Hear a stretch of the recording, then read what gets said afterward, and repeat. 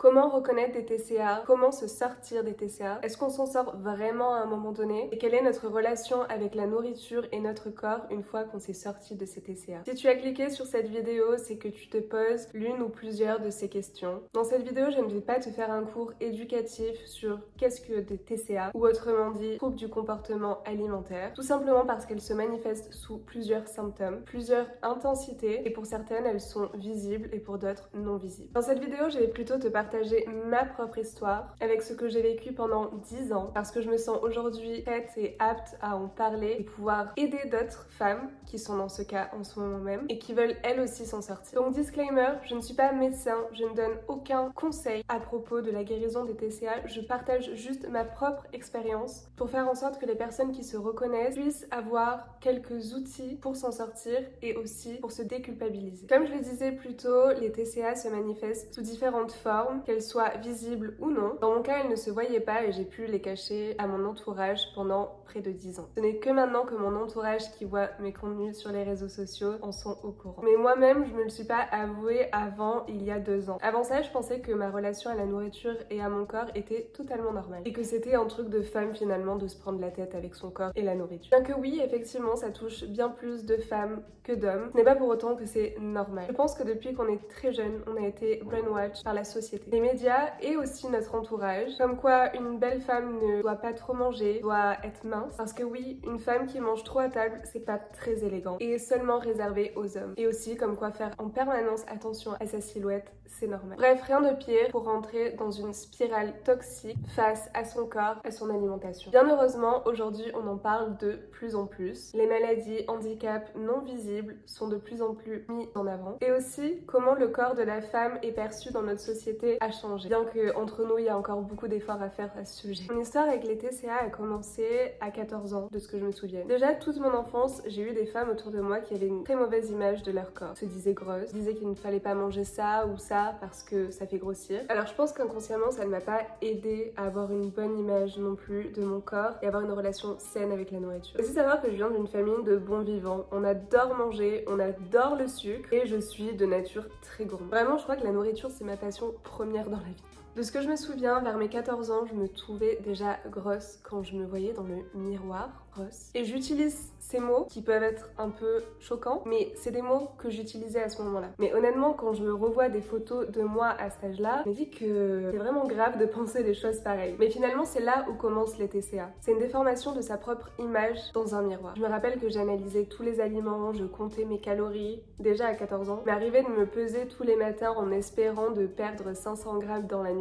Et encore heureusement, à ce moment-là, les réseaux sociaux n'existaient pas. Donc je pense qu'il était moins facile de s'identifier et de se comparer que maintenant. Pour autant, les seules personnes auxquelles on pouvait se comparer et dont moi je me comparais, c'était les mannequins, celles qu'on voyait sur les publicités qui faisaient les fashion shows, ainsi que les célébrités. Et ce qui est assez dingue, c'est qu'il y a un peu plus de 10 ans, la minceur dans notre société était encore considérée comme totalement ok. Et bien sûr, quand je parle de minceur, je parle de personnes sous-alimentées, pas simplement de personnes minces naturellement. Et moi à ce moment-là, étant de nature honnêtement normale, voire plutôt mince en fait, mais pas extrêmement mince comme ces mannequins, eh bien je me trouvais grosse, je me trouvais pas normale. Et ça a duré pendant plusieurs années. Après j'ai grandi, je me suis installée en appartement seule et du coup il y a des habitudes que j'ai enlevées et d'autres que j'ai ajoutées. J'ai certes arrêté de peser mes aliments, j'ai même arrêté de me peser moi-même tous les jours parce que j'avais pas de balance chez moi, mais du coup vivant seule, je pouvais manger ou ne pas manger tout ce que je voulais sans que personne le remarque finalement. Je mangeais presque pas de protéines parce que pour moi protéines égale satiété et satiété égale fait grossir. Pas très logique. Donc honnêtement, je mangeais principalement des légumes et des tranches de jambon Herta. Vous voyez, c'est des tranches de jambon à 30 calories la tranche, qui est bien industriel et tout sauf sain pour le corps. Et une soupe le soir pour faire en sorte d'avoir un ventre archi plat le matin. À ce moment-là dans ma vie, me priver de nourriture, avoir tout le temps faim, avoir le ventre qui gargouille, c'était quelque chose de totalement normal. Après pour le coup, quand je mangeais dehors avec des amis, chose que je faisais quand même régulièrement, honnêtement je me faisais plaisir, mais pour autant je savais que le lendemain, il fallait que j'aille brûler ces calories. Donc il y avait quand même cette forme de aujourd'hui je me fais plaisir, mais demain il faut que je rattrape le coup et que j'aille faire le maximum de cardio pour brûler ce que j'ai mangé. Concernant les maux physiques que j'avais à ce moment-là, c'est simple, j'étais tout le temps malade. Il suffisait qu'il fasse un peu froid fois qu'il y ait un virus que je le chopais, chose qui maintenant n'arrive plus. Je suis très rarement malade. Vraiment, si ça arrive 1 à 2 fois dans l'année, c'est le maximum. Je perdais beaucoup mes cheveux, j'avais pas du tout cette chevelure. Bien sûr, j'étais tout le temps fatiguée. J'étais faible en fait. Je pouvais aller courir, mais faire des exercices de musculation, de soulever des poids, c'était totalement impossible à tel point j'étais faible. Et bien sûr, à ce moment-là, je n'avais absolument pas conscience que ce mode de vie était malsain. Je pensais que c'était totalement normal. Puis tout d'un coup, en 2021, ma vie a radicalement changé quand j'ai décidé d'emménager à Lisbonne, où je suis en ce moment. Je crois que j'ai un peu fait un reset de ma vie. C'était vraiment une nouvelle vie qui s'offrait à moi et j'en avais pas encore conscience. Mais quand je suis arrivée à Lisbonne, j'ai habité en colocation. Ensuite, j'ai changé de colocation et je me suis retrouvée à vivre avec 7 autres personnes. Et il s'est avéré qu'en fait, ces 7 autres personnes sont devenues des amis proches. On passait tout notre temps ensemble, tout notre temps libre était dédié à être ensemble et notamment à partager nos repas ensemble parce qu'on adorait faire des dîners où on cuisinait ensemble et on passait la soirée à discuter et à manger. Du coup, à ce moment-là, j'ai été obligée de manger la même chose que ces autres personnes, forcément, parce qu'on mangeait ensemble. Et aussi, c'était un moment de ma vie, je crois, où j'étais profondément heureuse. Les quelques mois qui avaient précédé ont été assez durs. Et là, c'était un moment où je me sentais vraiment bien. Et je pense aussi qu'à ce moment-là, mon corps était vraiment le cadet de mes soucis. J'avais juste envie de me sentir bien, de me sentir heureuse et de profiter des moments avec ces personnes que je venais de rencontrer. Du coup, je remangeais plutôt normalement et je faisais plus vraiment de sport, ce qui fait que forcément, j'ai pris quelques kilos. Rien de dramatique, mais quand même quelques-uns par-ci par-là. Quand on a une obsession sur son corps, même si c'est 2 kilos, 3 et que ça commence à se voir, ça peut paraître un peu challengeant. Et à ce moment-là, le soir, je terminais le travail à 17h et dans ma coloc, tout le monde faisait quelque chose le soir, soit aller au sport ou vous avez une activité. Et je me suis dit, bah moi aussi, du coup, j'aimerais bien faire un truc parce que sinon j'étais seule à l'appart à les attendre pour manger le soir. Et une de mes colocs et amies me dit, je vais à une salle de sport où ils font du cycling, l'ambiance est trop cool, viens avec moi tester, de toute façon le premier cours est gratuit, tu n'as rien à perdre. Et du coup je me suis rendue à ce fameux cours de cycling et spoiler alert, j'ai adoré, je vais toujours dans cette salle d'ailleurs. Pour les personnes qui ne savent pas ce que c'est que du cycling, c'est du vélo à l'intérieur dans une pièce noire, vraiment ambiance boîte de nuit avec des néons, la musique à fond, des coachs ultra motivants, une ambiance de dingue dans la salle et clairement t'as pas l'impression de faire du sport. Et puis de toute façon, tant de nature à aimer le cardio vu que je faisais beaucoup de courses à pied, c'était vraiment parfait pour moi. Le bémol c'est que c'était pas vraiment donné, les personnes qui pratiquent du cycling, vous savez de quoi je parle, même si je considère que ça vaut totalement son prix. Quand tu débutes à peine ta carrière,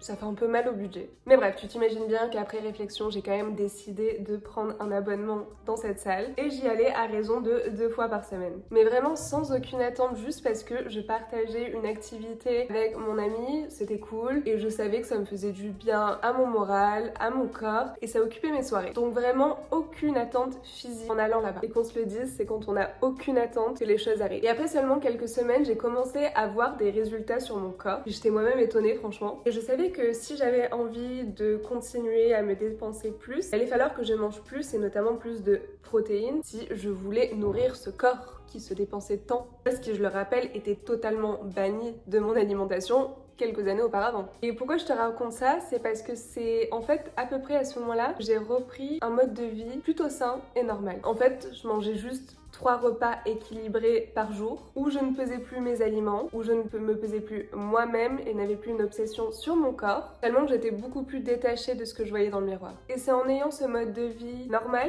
c'est là où je me suis rendu compte que mon mode de vie face à l'alimentation avant était justement anormal. Et c'est quelques mois plus tard que j'ai mis le mot TCA sur ces situations que je vivais, après avoir consulté un spécialiste et aussi après me l'être admis à moi-même et l'avoir conscientisé. Et ça, c'était il y a seulement ou déjà 2 ans. Et ce que je retiens, c'est que ça reste quand même toujours un peu là. Même si je me considère guérie des TCA, en sachant que je me suis jamais vraiment fait suivre par quelqu'un. Donc ce que je vais dire est vraiment basé sur ma propre expérience, encore une fois. Mais il me reste encore certaines habitudes dans mon quotidien qui font que je sais que c'est toujours un peu en moi. Par exemple, il m'arrive d'avoir faim et de considérer ça comme normal. Et je vais pas forcément aller manger si j'en ai la possibilité, dans le sens où pendant plusieurs années, ressentir de la faim était quelque chose de normal. Donc en fait, j'ai inconsciemment habitué mon cerveau à ça. Je dis pas que c'est forcément bon ou forcément mauvais, c'est un simple fait. Autre chose, j'ai beaucoup de mal à me peser. La dernière fois que je me suis pesée, c'était il y a plus d'1 an. Même si je suis totalement consciente que le muscle est plus lourd que le gras et que je sais très bien qu'en 1 an et demi, j'ai pris du muscle, j'ai peur de voir un certain nombre sur une balance qui va pas forcément me plaire, même si je suis consciente de ça, donc je ne préfère pas me peser. Ça peut aussi se manifester comme tel. Typiquement, c'est le week-end et le week-end, honnêtement, je me fais plutôt plaisir, je me prive pas, même si je considère ne pas me priver en semaine non plus, mais je me fais beaucoup plus plaisir en termes de sucreries. Ça peut arriver qu'il y a un week-end où je me suis vraiment bien fait plaisir. Si j'ai l'occasion de manger un petit truc en plus, typiquement un cookie, j'aurais tendance à me dire, tu t'es déjà fait plaisir, est-ce que c'est pas un peu trop? Et j'aurais peut-être tendance à m'abstenir de manger ce cookie. Bref, ça c'est encore quelques habitudes que j'ai dans mon quotidien. Fait que c'est toujours là, ça fait toujours encore partie de moi, mais c'est ok parce que je le sais. Et je sais me rendre compte de ces mauvaises habitudes pour me dire, là c'est l'ancienne OC qui réfléchit comme ça, mais je ne suis plus cette personne. Donc j'ai envie de ce cookie et je vais le savourer sans le culpabiliser. Ce qui est important à comprendre là-dedans, c'est qu'à partir du moment où vous conscientisez le fait que vous êtes atteint de TCA, c'est d'en sortir. C'est d'en parler à des personnes de confiance qui ne vont pas vous juger, vont vous comprendre et de vous faire aider par des spécialistes